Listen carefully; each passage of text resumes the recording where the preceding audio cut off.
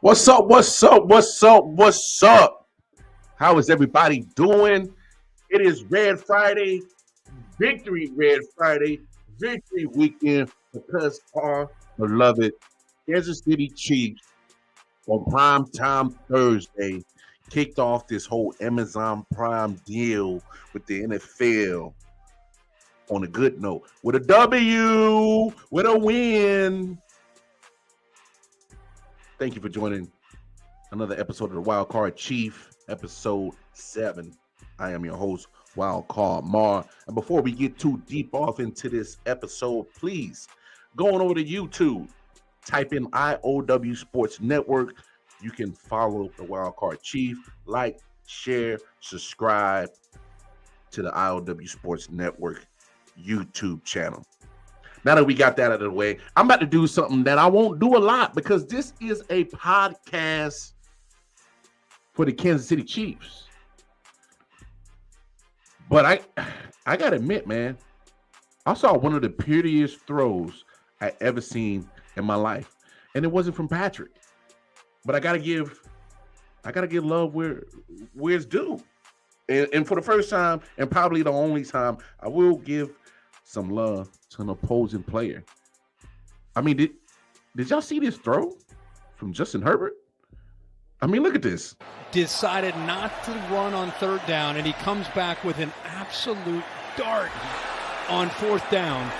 Could not have handed the ball any better to Carter on that throw. That was tight coverage. Well, it's amazing because the play before that, he can't run, he can't throw either. I mean, it was an awkward pass, and then he goes back and he throws a dart. Say what you want. That is the prettiest throw I've probably ever seen in my life in all of football, whether it's Pop Warner, high school, college, pros. That was absolutely beautiful. Great coverage by L'Jarius Sneed, but Justin Herbert threw that football on the prettiest rope, and my goodness, blew me away, especially because the play before, it looked like he was ready to just give up on life. The man was aching and didn't want to slide, didn't want to run, had room to scramble, and threw a little duck to get rid of the football. And you just like, man, there's no way this guy should even continue to play. And the next play, he does that. So, like I said, first and probably the last time that I would ever give any opposing players some love on this show. But I had to do that because that play was pretty. But it's time for Wildcard Mars 5 observations from that great win Thursday night. I mean, great game though. Observation number 1. Clyde Edwards-Helaire starting the season on a good note. Man, I think on one of the first few episodes of Wild Card Chief, he was one of the talking points on one of the things that we were looking for coming into the season. Look, say what you want about Clyde Edwards-Helaire. Some people, dig rock with him. Some people don't. I kind of been on the more side where, I'm still waiting for him to show why he was worth that first round pick a couple of years ago. And guess what? He's making me eat my words. When I'm wrong, I'm wrong. And I own up to it. Clyde Edwards-Helaire has been balling first 2 games of the season. 2 tutties last week against Arizona. Had a great performance yesterday. Look at the big 52-yard run. CEH is starting off on a good foot. And you like to see it. But that also brings in to my second point. And I know, folks, we won. I get it. And what's the greatest thing about having my own podcast, having my own platform? I get to say whatever the hell I want, but it's okay because I'm Chiefs or die. I can criticize my beloved Kansas City Chiefs. So can you, as Chiefs fans. You should be able to criticize your favorite team. That's the point of being a fan. But here's the thing. I wish that the Chiefs would have been more patient at establishing the run. Because going into the game, if you saw Wildcard Chief episode 6, I thought one of the keys to victory was to establish the run because the Raiders, who do not have the same offensive line, and we'll touch on that later in these 5 observations, as the Kansas City Chiefs, and they abandoned the run, unfortunately, but Josh Jacobs was tearing that run defense up. And as you look at the stats, I know the team as a whole ran for 18 carries, I do believe 98 yards, I do believe, or 89. Please don't quote me on that. I just had the stat pulled up. But regardless, I just felt that they could have established the run just a little bit more and been more patient with it and been a little bit more balanced. Yeah, so 18 carries, 93 yards. It looks good. It does. Obviously, a majority of it from Clyde Edwards-Helaire. 8 carries, 74 yards, averaged 9.3 yards a carry. He had the big 52-yard one, of course, as we already talked about. But I just felt that the Chiefs could have took control of that game had they been more patient with the running game. I know majority of those rushing yards, especially for Clyde, the 52-yard run was in the second half, kind of helped put the final stamp on the game. But I just that's just me. I prefer that this offense be more balanced. I get it. They want to air it out. I understand. But you got to understand, folks, that the Chiefs have already shown that they have the offense capable of controlling the clock and still getting big plays. And when you want to establish that and take on a pass rush such as the Chargers with Bosa and Mack, the best way to control a pass rush is establishing the run. That's all I'm saying. I may be nitpicking. I don't care. Okay, so what? But just saying, defense, running game always works in the NFL. I get it's a passing league, but those two things will always keep you in a football game. Defense and establishing the run. Just saying. But observation number 3. Great second half pressure on Justin Herbert. Obviously, Chris Jones gets the 2 sacks in the second half. Lots of QB hits on Justin Herbert. I mean, that D line was after him. And it was from just about every player that was on the defensive line. I seen Frank Clark get a hit on Justin Herbert, get some pressure on him. Of course, Chris Jones with the 2 sacks. Mike Danna got some pressure on him. Name a defensive lineman that played in the game against the Chargers Thursday night, and I'm willing to bet that they had some type of pressure on Justin Herbert. You love to see it. We can nitpick all you want and say, hey, maybe get the pressure on Justin Herbert the full game. Okay, that's fine. But the fact that when the game mattered, the second half, you can't win a game in the first half. But in the half that really matters, the defense was able to get the pressure on Justin Herbert, which was the total opposite from the first half.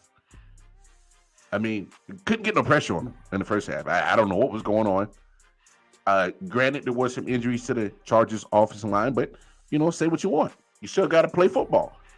And in the second half, the Chiefs made sure they got pressure. And they tore Justin Herbert's ass up. Put some barbecue sauce on them ribs. Honey, go get the Arthur Bryan sauce so we can slather them ribs from Justin Herbert. Because they did work. They did work on Justin Herbert and made him pay. Made him pay. That man left Kansas City hurting. And that's what you like to see. That's what you like to see. I'm not saying the part isn't hurting people, but putting pressure on people and make people understand that, hey, you don't have to deal with this Kansas City defense. And I thought that the defense did a great job in the second half for sure. They did well. But I got to give some credit to, excuse me. I must be allergic to Chargers bullshit. Anyway, observation number 4. As good as the defense was in the second half, I got to give some credit to the offensive line. I got to. Going into the game, Wildcard Chief episode 6, I said you got to make sure you don't let Joey Bosa, Khalil Mack wreck the game. You saw what they did week 1 against the Raiders.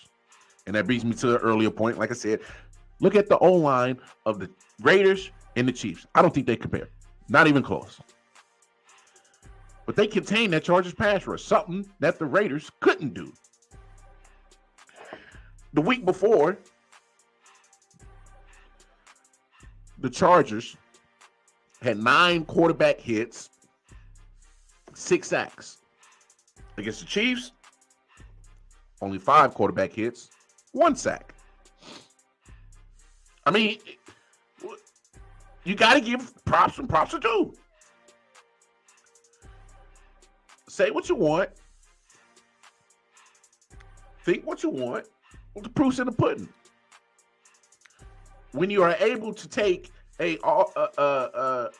pass rush that put up astronomical numbers the week before, literally probably 4 days earlier, 5 days earlier, from Sunday to Thursday, and you reduce that not by just half, you damn near minimize it to barely anything from one game to another on short days rest. So I got to give props to that O-line. Got to give props to Orlando Brown Jr., Joe Thuney, of course our man Creed in the center, Trey Smith who played on a bum ankle, and Andrew Wiley. They did a good job. Was it 100% phenomenal and perfect? No. But they cooled off a pass rush that was scorching hot just 4 days, 5 days before. So hey, gotta give them props. Give them some love. Gotta do it. Just I mean, you can't emphasize enough on what it means to protect your quarterback and protect the franchise. When you're protecting the $500 million man and give him time to do what he do, hey, things are great. And guess what, y'all? That was just a good, gritty win. It wasn't the prettiest. It wasn't the most flashiest. It wasn't the perfect game from the Chiefs.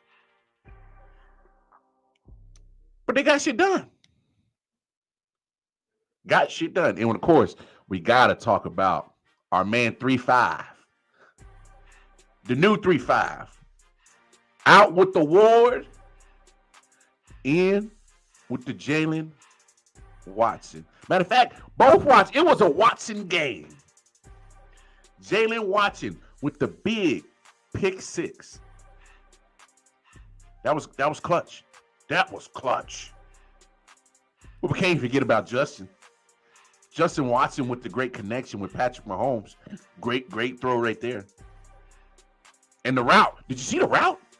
Did you see the route that Justin Watson against a very profile J.C. Jackson coming over from New England? Yeah, he's going to add to our great defense in L.A. for the Chargers and got burnt. Looking like burnt churros.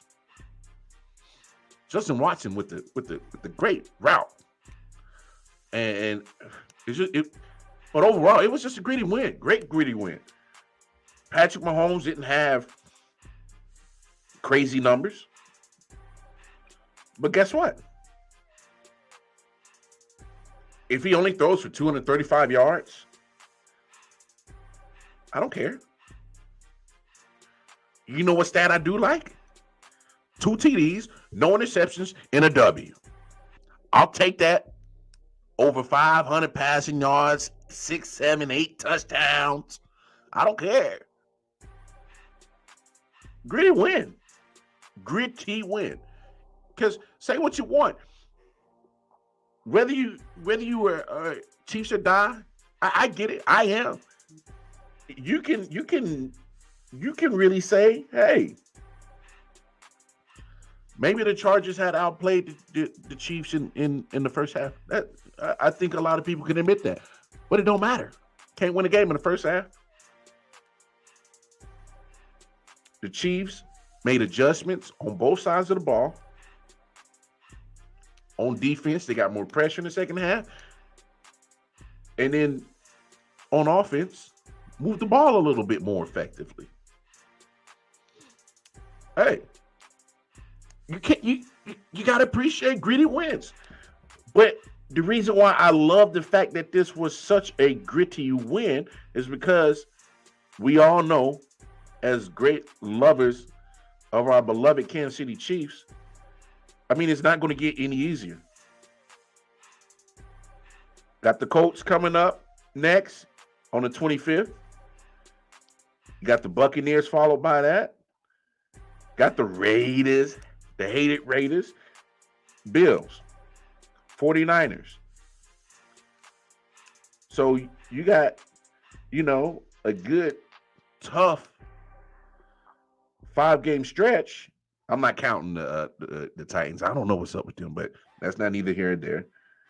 But to take a good butt whooping to the Cardinals, followed by a good gritty win against the Chargers, that's something that you can build on and momentum-wise going into this tough 5-game stretch. Because there's a good Colts team, a good Buccaneers team, Raiders, and a good Buffalo Bills team, and a good 49ers team. So there's 5 straight opponents that hey, let's get the juices flowing. You're showing that you can win in blowouts like you did against the Cardinals, and you're showing that you can get gritty wins against quality opponents like the Chargers. So that gives me good optimism and great hope. All right, y'all. Those are Wildcard Mars. 5 observations after that 27-24 victory for our Kansas City Chiefs. And boy, is it sweet. So now we get to go into the weekend. Victory weekend. That's what we going to rename it. Because when your team wins early on Thursday, and you get to watch the rest of the league try to match what your squad did. But I love it. Chiefs are looking good now. But boy, this 5-game stretch, it's going to tell a lot. But if the Chiefs can continue to get more gritty wins like they did against the Chargers, guess what? Everything will be okay. Until next time, yo, I am the Wildcard Chief, Wildcard Mar. Please go on over to YouTube, type in IOW Sports Network, follow the IOW Sports Network YouTube channel, like, share, subscribe, and spread the word what we got going on. And don't forget to hit that bell notification, let you know every time a new episode of any kind of content on IOW Sports Network drops, like the Wildcard Chief. Until next time, my Chiefs family, y'all know what it is. It's Chiefs or die, baby.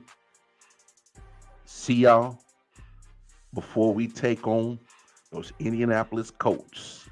Peace and love.